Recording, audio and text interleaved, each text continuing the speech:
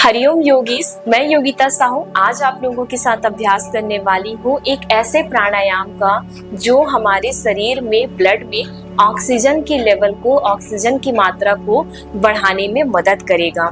Hypoxia एक ऐसा word जिसके बारे में अगर जो जानते होंगे तो ये कितना खतरनाक है ये भी उनको पता होगा। ये सुनने में बहुत ही आसान शब्द सुनाई देता है, हाइपोक्सिया। हाइपोक्सिया क्या होता है? जब हमारे शरीर में ब्लड में ऑक्सीजन की जितनी मात्रा होनी चाहिए वो मात्रा कम होने लगती है तो उस कंडीशन को कहा जाता है हाइपोक्सिया। अब हाइपोक्सिया को आप पहचानेंगे कैसे? हाइपोक्सिया में आपको पहले हो सकता है कि कुछ कुछ सिम्टम दिखाई दे, कुछ कुछ लक्षण आपको दिखाई दे। इसमें आपको सामान्य दिखाई दे सकता है कि आपको सांस लेने में ताकत लगानी पड़ रही हो, आपको सांस लेने में आप बैठे भी हो या कुछ भी कार्य कर रहे हो तब आपको ताकत लगाकर सांस लेना पड़ रहा हो और आपको सांस खींचना पड़ रहा हो, बहुत ताकत लगा करके खींचना पड़ रहा हो या फिर आपको सांस लेने में परेशानी हो रही हो। अब इसके अलावा हो सकता है कि आपको ट्रैकिपनिया, अगर आपका जो लंग्स है या फिर जो श्वसन रेट है आपको बढ़ा हुआ फील हो, आप जो सांस ले रहे हो वो आपको छोटा छोटा और लंबा सांस लेना और छोड़ना सब ऐसा लगे, तो ये कंडीशन कहलाता है ट्रैकिपनिया, जिसमें आपको सांस लेने में और छोड़ने में जो लंबाई है वो छोटी होने लग जाएगी और आपको बार बार तेजी से सांस लेना और छोड़ना पड़ता है। आपको आपके हार्ट रेट, आपकी धड़कन जो है तेजी से बीट होते हुए महसूस होने लगेगी। ऐसा इसलिए होता है जब हमारे शरीर में ऑक्सीजन की मात्रा कम होती है तो हमारे शरीर के सेल एक्टिव होकर के उसको सिग्नल देते हैं। अब इस सिग्नल के परिणाम स्वरूप हमारा हार्ट अच्छे से पंप करना शुरू करता है, ज्यादा से ज्यादा पंप करना शुरू करता है, जिससे हमारे शरीर में जो ऑक्सीजन की कमी है वो पूरा कर सके। तो इससे आपको धड़कन जो है, आपकी हार्ट बीट जो है वो तेज फील होनी शुरू हो जाएगी। कभी कभार ऐसा होता है कि हमारे शरीर में ऑक्सीजन की कमी होने से आपको चक्कर आ सकता है, आपको फैंटिंग की जो कंडीशन है वो फिर हो सकती है, उसके अलावा आपको बहुत कमजोरी लग सकती है और ज्यादा जब सिम्टम्स आपको शो होने लग जाए हाइपोक्सिया की, ऑक्सीजन की जो मात्रा है वो कम होना शुरू हो जाए और ऐसा ज्यादा दिन तक आपको लगातार हो रहा हो तो आपको साइनोसिस की भी समस्या हो सकती है। साइनोसिस में क्या होता है? आपके हथेलियों की या नाखून की या स्किन की, फेस की या फिर लिप्स की जो कलर होती है वो ब्लूइश कलर होना शुरू हो जाता है, नीला पड़ना शुरू हो जाता है। अब उसके अलावा आपको और कौन कौन से सिम्टम दिखाई दे सकते हैं? सिम्टम तो आपको इनिशियल में इतने ही दिखाई देंगे और ये सिम्टम आपको ज्यादा अगर दिखाई देते हैं तो आपको डॉक्टर की परामर्श लेना भी जरूरी है।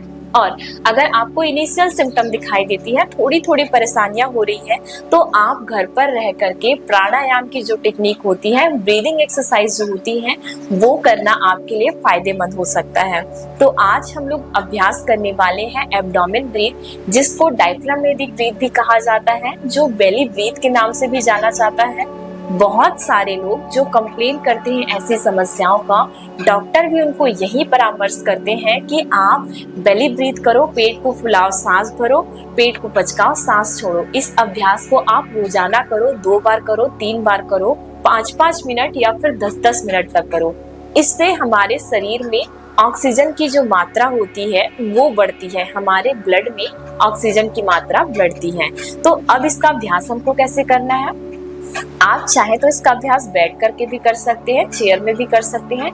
आज हम लोग इसका अभ्यास करेंगे लेट करके। आप अपने पलंग में, सोफा, जहाँ पे भी आप आराम से लेट सकते हैं आप लेट जाइए। मैंने मैट लिया हुआ है, आप चाहे तो अगर आप अपने हेड के नीचे तकिया लगाना चाहते हैं आप तकिया का उपयोग कर लीजिए, पतला तकिया लीजिएगा। तो हम लोग चलते हैं अभ्यास के लिए। एब्डोमेन ब्रीथ का अभ्यास आप किसी भी समय कर सकते हैं। इस अभ्यास की खास बात यही है कि आपको किसी भी समय, दिन में चाहे रात में, सुबह शाम, आपको समय निकालना है बस 5 मिनट, या फिर आप जब शुरुआत कर रहे हो तो 2 मिनट से इसकी शुरुआत कीजिए।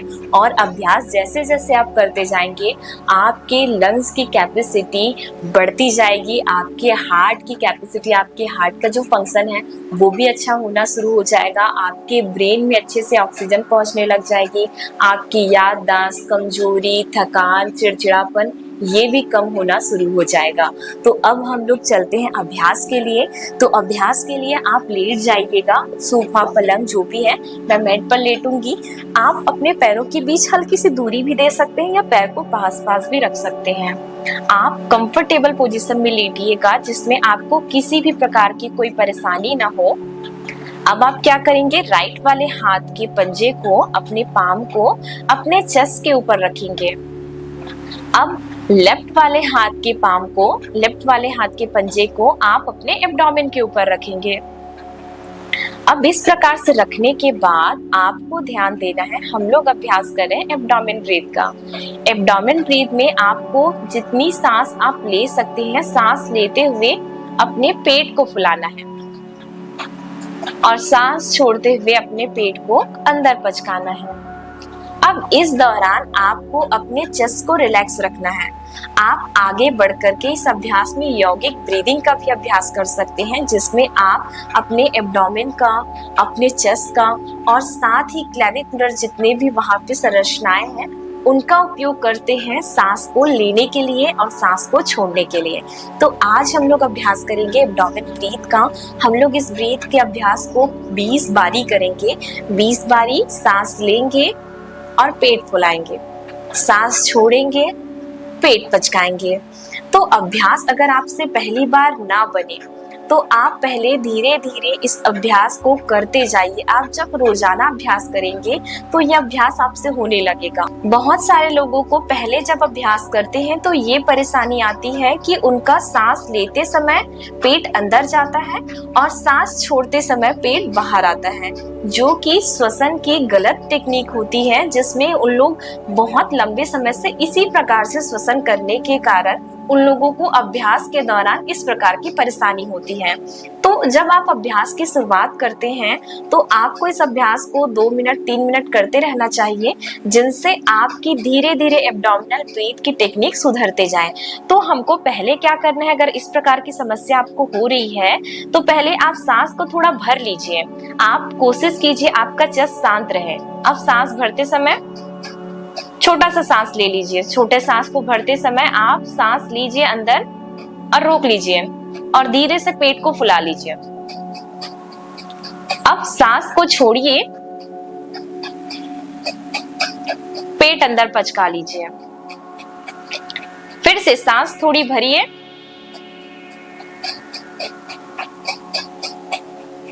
सांस छोड़िए, पेट अंदर पचका लीजिए। इस प्रकार से हो सकता है कि पहले आपको अभ्यास करना पड़े, क्योंकि आपकी बॉडी उस चीज के लिए अवेयर नहीं है कि सांस लेते हुए आपको पेट फुलाना है और सांस छोड़ते हुए पेट पचकाना है। लेकिन जिन लोग नॉर्मल तरीके से ब्रीथ कर रहे हैं, सांस लेते हुए पेट फुला रहे हैं और सांस छोड़ते हुए पेट पचका लेते हैं, तो उनको अभ्यास में आगे बढ़ना है और आगे जितनी लंबी आप सांस ले सकते हैं आप पेट को फुलाना सांस भरते हुए, जितनी लंबी आप सांस छोड़ सकते हैं सांस छोड़ते हुए पेट को पचकाना है आपको। तो अभ्यास साथ में कीजिए, जिससे आप धीरे धीरे इस अभ्यास में आगे बढ़ सके। तो हम लोग 20 बार इस प्रकार से अभ्यास करेंगे। आप अपने पूरे शरीर को शांत कीजिए। अपना सारा ध्यान आप अपने लेफ्ट वाले पाम में और अपने एब्डोमेन में लेके जाइए। अब ध्यान आप लेकर के जाएंगे और धीरे धीरे ब्रीथ करना स्टार्ट करेंगे। ध्यान देंगे इस दौरान आपका चेस्ट, छाती जो है वो शांत रहना चाहिए। आपका जितना भी मूवमेंट होगा वो आपके पेट में होगा, आपके एब्डोमेन, आपके बेली में होगा। तो इस दौरान अब हम लोग सांस लेना शुरू करेंगे। सांस लेते हुए पेट फुलाइए, इनहेल,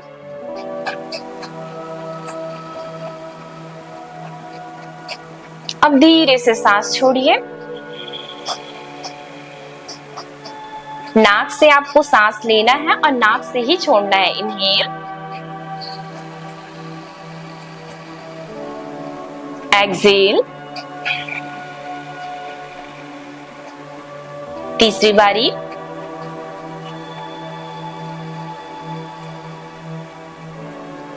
एक्सेल,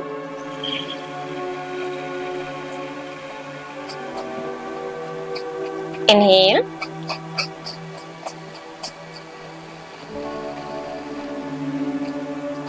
एक्सेल, 5वीं बारी,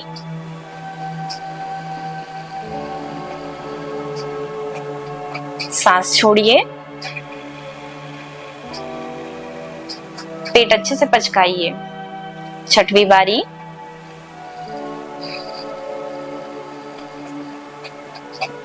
सांस छोड़िए,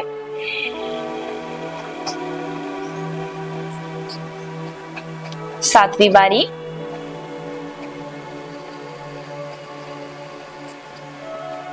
सांस छोड़िए, पेट पचकाते जाइए।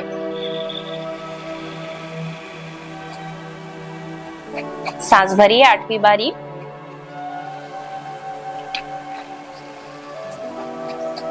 सांस छोड़िए। 9वीं बारी,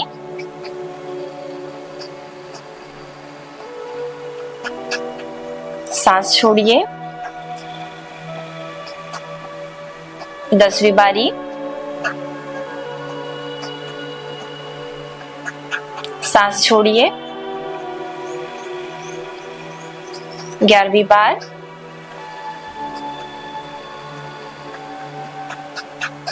सांस पूरी छोड़िए।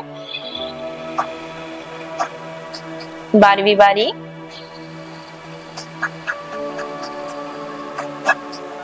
सांस छोड़िए। 13वीं बारी, सांस छोड़िए। नेचुरली लेते रहिए सांस अंदर। चेस्ट अपना शांत रखिए, सांस छोड़िए। फिर से सांस अंदर,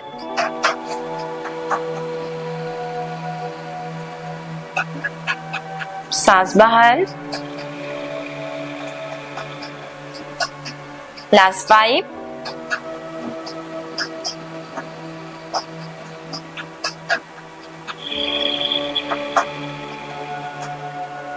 लास्ट 4,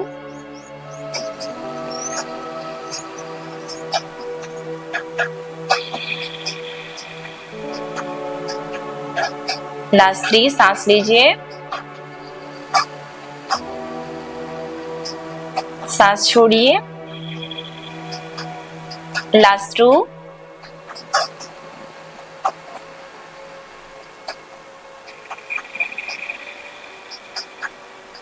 1।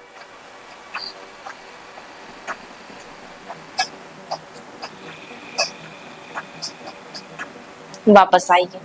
जितने शांत मन से और ध्यान से आप इस एब्डोमेन ब्रीथ का अभ्यास करते जाएंगे, उतना ही आपको अच्छा महसूस होने लगेगा। उसका रिजल्ट आपको जल्दी से जल्दी मिलेगा। अब धीरे से करवट ले लीजिए, पैर को मोड़ लीजिए। आप थोड़ी देर इसी प्रकार से यौगिक ब्रीथ का भी अभ्यास करना चाहें, चेस्ट से, अपने स्टर्नम और साथ ही अपने क्लेविकल बोन से। उसके बाद आप उठ करके धीरे से वापस आ जाइए। आप इस अभ्यास को 2 minute, 3 minute, 4 minute, 5 minute, 10 minute, इस प्रकार से अभ्यास को आप क्रम से बढ़ाते जाइए, जिनसे आपको ये सारे फायदे मिले। हमने किया अभ्यास, अब हम जानते हैं कि इस अभ्यास के हमको फायदे क्या क्या होते हैं। पहला, जो ऑक्सीजन की मात्रा कम हो गई है आपके शरीर में, आपके शरीर में ऑक्सीजन की मात्रा बढ़ने लगेगी। आपके ब्रेन में ऑक्सीजन अच्छे से पहुंचने लगेगा। आपकी याददाश्त मजबूत होने लगेगी। आपको अगर स्ट्रेस है, एंजाइटी है, आपके शरीर में थकान है, ये सारी चीजें कम होनी शुरू हो जाएंगी। आपको अगर नींद नहीं आती तो भी आपको इसमें आप फायदा दिलाएगा। एब्डोमेन ब्रीथ का अभ्यास कीजिए, आपकी नींद अच्छी गहरी होनी शुरू हो जाएंगी।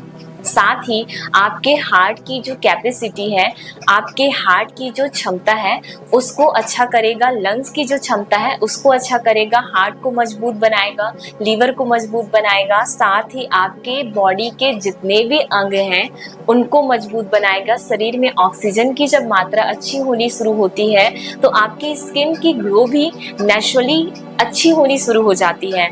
तो आपके शरीर के साथ साथ, आपके स्किन के साथ साथ ये आपके माइंड को भी अच्छा करता है।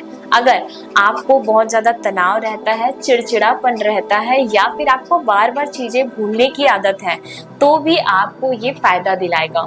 तो एब्डोमेन ब्रीथ के बहुत सारे फ़ायदे होते हैं और ये अच्छी बात होती है, इसको हर कोई अभ्यास कर सकता है। आपको किसी भी प्रकार की इसमें कोई परहेज नहीं करनी रहती।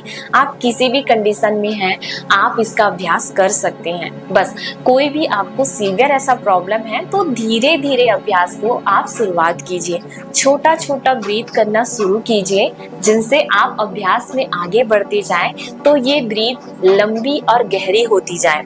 जितना लंबा और गहरा आप ब्रीथ करते जाएंगे, आपकी उतनी ही ज़्यादा शरीर मजबूत होती जाएंगी। आपको जितने भी फायदे हमने बताए वो सारे मिलने लगेंगे। तो दोस्तों, मेरी इस वीडियो में रही यही तक की जानकारी। आपसे मिलते हैं नई जानकारी के साथ मेरे अगले वीडियो में। आपको वीडियो अच्छा लगा तो वीडियो को लाइक, चैनल में नए हैं तो चैनल को सब्सक्राइब जरूर करें। हरिओम।